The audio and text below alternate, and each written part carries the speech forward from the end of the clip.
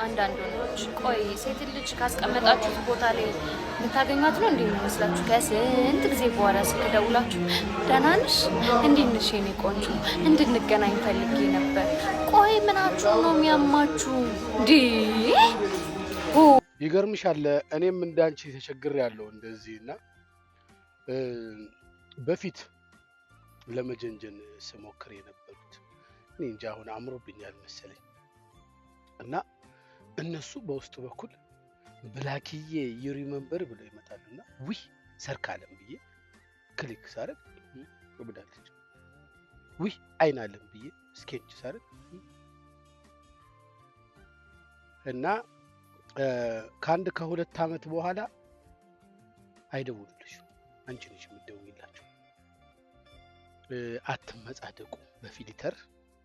መልክ ይረግፋል የደወለልሽን ሁሉ ማስተናገድ አለብሽ ማለት አይደለም ተፈለግሽ ማለት ግን ብርቅ አይደለም ወይኔ በላቸው የወዴ ነበርኮ ብለሽ ስልክሽን ብድጋርገሻለው ስትይ ሃይ ሃይ ይልሻል ከዛ ያው ስቲል ይወድሻል ሲያገኝሽ ግን ከው ብሎ ድጋሚ ያገኝሽ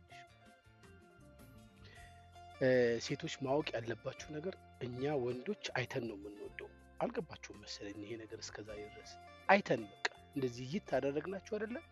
ታምራላችሁ አይደለ በቃ ያኔ ነው የምንወዳችሁ